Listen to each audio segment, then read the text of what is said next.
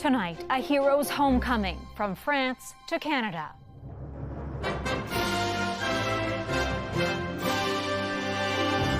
An unknown soldier returns to Newfoundland soil. A somber ceremony more than 100 years after the First World War. It is a story of heroism and sacrifice. Calls for more intelligence training and tools at Canada's borders. Facing an endless barrage, Ukraine's air defenses are withering as Zelensky urges global support. The world has to wake up because we're gonna lose. Plus, the Gnome homes creating a friendly neighborhood. It was about making other people happy, especially children. Making magic and maintaining it one little door at a time. Hello?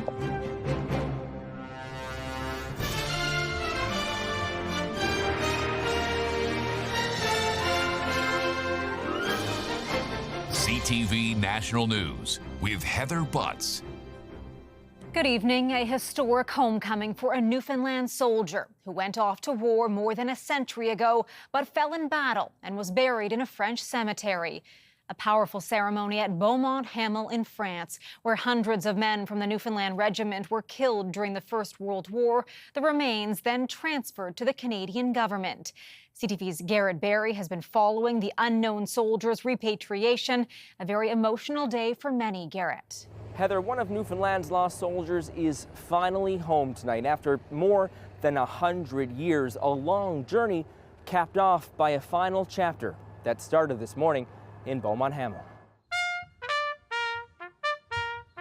Under blue skies at the base of Newfoundland's Caribou Memorial at Beaumont-Hamel, Canadian soldiers took one of their own in their arms. It's a moment I'll die with. Right behind those pallbearers, a hug between Premier Andrew Furey and his young son, serving as the official next of kin. To know that somebody's father, somebody's mother didn't know where this person was is overwhelming. To be there with my son and just feel the weight of being Premier and father at the same time was quite emotional. By hearse, by plane, and then by fighter jet escort, the unknown soldier was carried home. Waiting to witness his return, dozens lined the streets of St. John's for a procession through the city. This is probably the most important event in the last 100 years for our province. And honestly, to see that the people of Newfoundland were supporting us and supporting our boys is amazing. Beaumont-Hamel is home to a devastating chapter in Newfoundland's pre-Canadian history. Within mere minutes, on July 1st, 1916, hundreds of young men were killed and injured after they were ordered over the top by the British commanders, a big push into German machine gun fire. Terre-Neuve fait partie de chez nous. Newfoundland is part of Beaumont-Hamel, says the mayor of the small French town. We are forever linked. This unknown soldier represents all Newfoundlanders who fought and died in the First World War. This soldier's final resting place will be here, a renovated National War Memorial in downtown St. John's. A ceremony will be held on July 1st, Newfoundland and Labrador's Memorial Day. Heather? What will be another somber day. Garrett, thank you. With the backdrop of a looming strike at Canada's border agency, there are growing calls for better intelligence training and tracking. A recent evaluation of the program monitoring a range of threats from gun smuggling to human trafficking highlights gaps in the system. CTV's Tony Grace has more. Batches of chemicals that could have become 2 million doses of fentanyl and 25 million doses of ecstasy, both considered intelligence wins at Canada's borders, in a report calling for improved training and tools. It provides an important kind of insight into a hidden part of the work of Canada Border Services Agency. An internal review made public this month found insufficient access to intelligence training for officers and analysts, calling it one of the major challenges that could pose risks to the agency, with new recruits often working 7 months or more without formal intelligence training. CBSA has been struggling since its creation, this is now 2 decades ago, to transform it into what is often called an intelligence-led organization. And intelligence expert Wesley Wark says that's critical because of a growing focus on spotting national security threats.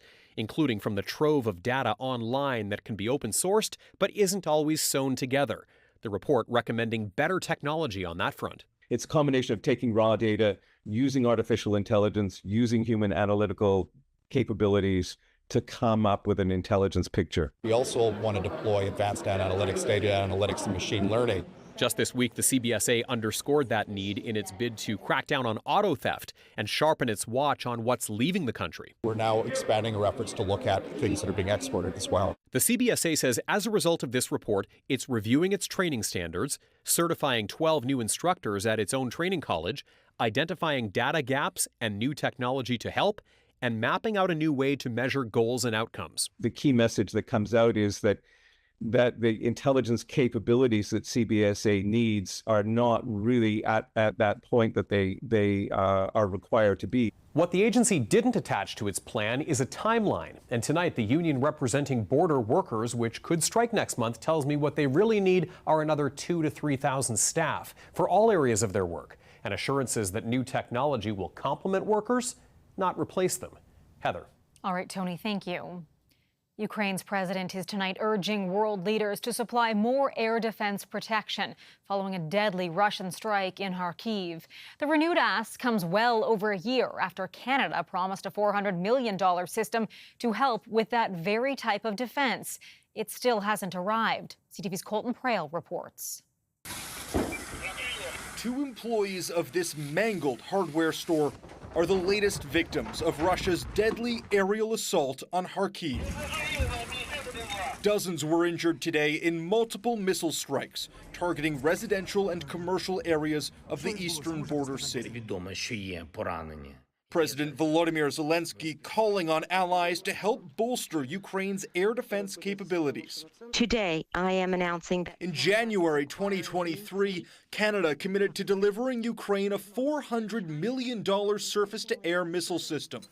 16 months later, it still hasn't left the United States. The Western world should get some guts. I'm sorry for being this emotional, but I just see the people die in Kharkiv every day. In a statement, the Defense Ministry pointed to American production delays, instead highlighting a recent $76 million contribution to a fund aimed at bolstering Ukraine's air defenses. The attack comes just weeks before a peace summit. Ukraine has created a 10-point proposal for peace that has slowly gathered more international support over the past year as allies push for negotiations to resume. And they don't want to be seen as pro-Russia. But at the same time, they don't want to have an endless funnel of funds and resources and seeing ongoing war in Europe's borders. Putin says they've never refused peace talks, but they must not be resumed on the grounds of what only one party wants. An American proposal to use frozen Russian assets to finance Ukraine's defense gained more traction at a G7 finance ministers meeting in Italy today. Russia has pushed back heavily against the idea, even threatening legal action. A final decision is expected next month. Heather. Colton Prale in Ottawa. Toronto police are searching for multiple suspects who opened fire at a Jewish girls' school. One of the questions that I'm sure people are asking is this a hate crime? Is this a terrorist act? What I want to say is it's too early in the investigation to say. Investigators believe the shooting happened just before 5 a.m. by more than one person traveling in a dark-colored vehicle. There will now be an increased police presence in the North York neighborhood. More than 24 hours after the University of Toronto issued a trespass notice to pro-Palestinian protesters, the encampment still stands. Tensions remain high at many of the country's leading universities, with a growing rift between the student body and the schools. CTV's Kamal Karmali reports. Not willing to go quietly, protesters of the University of Toronto's pro-Palestinian encampment continue to march forward, despite a looming deadline to dismantle the tents by Monday morning or face legal action. It has definitely strengthened the resolve. We do not plan to leave. It's a notice of trespass. It was on Friday afternoon, special constables handed out trespass notices. And while the situation continues to escalate here, other post-secondary institutes across Canada are also seeing a growing divide in negotiations between the school and its student protesters. McGill University in Montreal had 2 failed legal bids. No end in sight either for protests at the University of British Columbia. We are staying strong. While the University of Quebec in Montreal filed an injunction this week with a judge set to make a decision on Monday. The University of Alberta called in law enforcement earlier this month, now facing backlash. Faculty members passing a vote of non-confidence against the school's president amid calls for him to resign. But at least one school seems to have found a successful outcome. McMaster University in Hamilton says it's come to an agreement to end the encampment by agreeing to disclose its investments and making up to $200,000 available annually for Palestinians and other students. At U of T, growing concerns among some Jewish student groups. We're hearing from Jewish students at the U of T and all across the province who are experiencing increased anti-Semitism. But these protesters promise only peace. All the focus now on Sunday with one final Hail Mary, a meeting between the two sides set for tomorrow evening. Kamal Karamali, CTV News, Toronto. And in the Middle East today, attacks in Gaza, with dozens more killed, according to Palestinian health officials. This just a day after the UN's top court ordered an end to Israel's military operation in Rafah. CTV's Jeremy Sharon takes a closer look tonight at why the ruling may not have the direct impact many are hoping for. Bodies carried away in bags. Israeli strikes in the enclave have killed more than 40 people today, according to Palestinian health officials. We were sitting peacefully, then boom, a missile from a drone, this man says. The Israeli Defense Force pressing on, despite a new order from the International Court of Justice for a ceasefire in the city of Rafah. We want the operation to stop completely, this man says. We want a final ceasefire. Israel has condemned the ruling, saying it has the right to defend itself against Hamas. It isn't the first attempt the court has made to pressure the Israelis to pull back. Instead, they've pushed ahead with their operations. And Israel's argument is that this is a defensive war. It is something that was brought on Israel, that there was a ceasefire on October 6th. And this is not a war of choice, but this is something necessary to ensure the safety of its population. And the real challenge for the World Court is enforcement. What would need to happen would be that the ICJ would need to refer their ruling to the UN Security Council, which would then need to vote in favor of forcing Israel to stop this invasion. While the Security Council could enforce the order, it's highly unlikely the ruling would be voted through, with the U.S. having veto power. It's up to states, but it's also up to global civil society to take the ruling and then to try and implement political gains in terms of pressuring other countries to force Israel to comply by the ruling. That pressure could be felt during ceasefire and hostage release negotiations, which are now expected to resume next week, led by Qatari and Egyptian mediators with the help from the U.S. as well. Heather? Jeremy, thanks. Children are among the at least 27 people killed in a massive fire at an amusement park in western India. Flames engulfed the building on Saturday afternoon, causing its roof to collapse before crews could control the fire. The bodies of victims pulled from the wreckage, with a search now underway for more. The venue is privately owned and operated, and police say they will file a negligence case against the owner. Canada's shelter system may be failing a growing number of seniors seeking safe refuge. Facilities are not designed to meet the physical or mental health needs of older adults. And studies show those experiencing homelessness age faster and are considered seniors as early as 50. CTV's Kathy Lee has more. The Mustard Seed is a safe haven for vulnerable people, serving clients in 3 provinces. There has been an uptick in demand at its shelters in general, including adults over 50. About 8% of the individuals that stayed in our 370-bed shelter were over the age of 65. We've had individuals who are up to the age of 80. The reality is reflected in a Canadian Medical Association journal study that analyzed homelessness across Canada.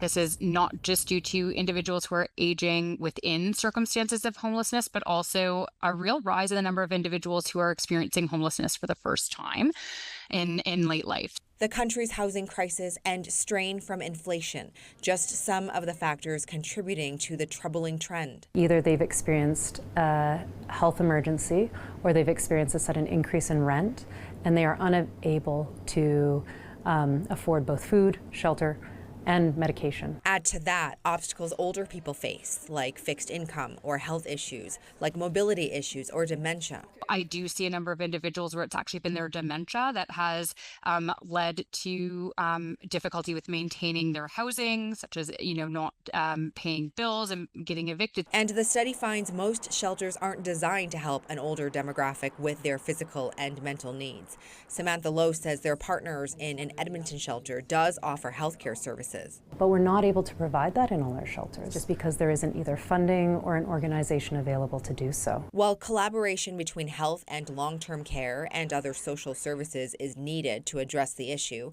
Lowe says preventative measures like affordable housing is the ideal solution. Kathy Lee, CTV News, Calgary. Coming up, the resurgence of an almost eradicated disease. We're having trouble controlling those numbers. What's behind the skyrocketing cases of syphilis? Plus, the tiny homes proving to be a big hit in BC.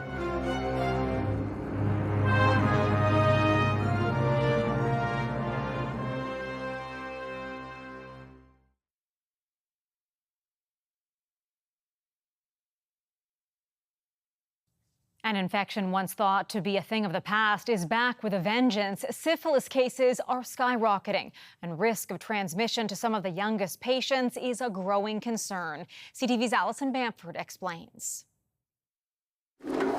Inside this Regina clinic, nurses are screening patients for sexually transmitted infections. And a simple blood test can catch one of Saskatchewan's most rampant STIs. It's like a really bad car crash that we're all just watching and knowing that we can prevent it. Syphilis, now a growing problem across North and South America. New data from the World Health Organization shows the continents make up 42% of new cases globally. Here in Canada, Saskatchewan posts the highest case rate among the provinces. It's not like we don't know how to identify or treat syphilis. It's that we're having trouble controlling those numbers, whether it's through not enough testing, barriers to access to testing or to care. Researchers say a rise in substance use, lack of awareness, and stigma also play a role in transmission. The most devastating effect of syphilis in adults is congenital syphilis, which is the transmission from the mother to the fetus. Transmission that could result in miscarriage or developmental problems for the baby. Canada's congenital syphilis cases jumped nearly 600% from 2018 to 2022, an alarming surge considering provinces like Manitoba went decades without recording a single case.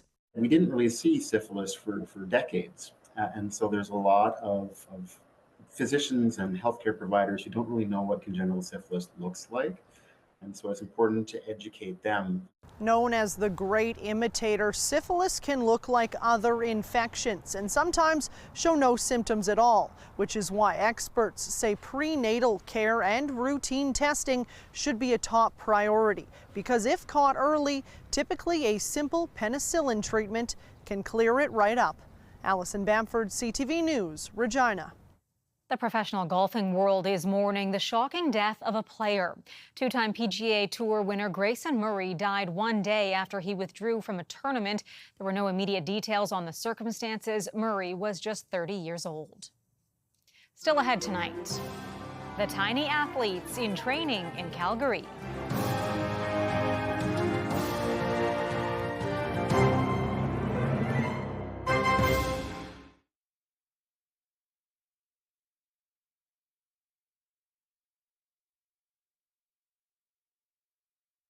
An American is back home 3 months after being arrested in Turks and Caicos when officials there found ammunition in his luggage. Finally, after 101 days, I feel like the weight of the world has been lifted off my shoulders. Brian Hagerich embraced his children upon arrival. He was spared from 12 years in prison. He says the ammunition was for hunting and he'd forgotten it was in the bag. Excited parents cheered on their little ones in Calgary as they waited at the finish line to scoop them up. The inaugural Diaper Dash saw 64 babies and toddlers take on a 12-meter-long carpeted course, the mini race, on the eve of Sunday's adult marathon. These are our future marathoners, so we're building the pipeline, and today they're crawling, and 20 years from now, hopefully they're running a marathon. Every participant scored a custom race bib and went home with bragging rights. Pretty cute. From tiny people to tiny homes after the break. The Gnome homes spreading joy in a BC neighborhood.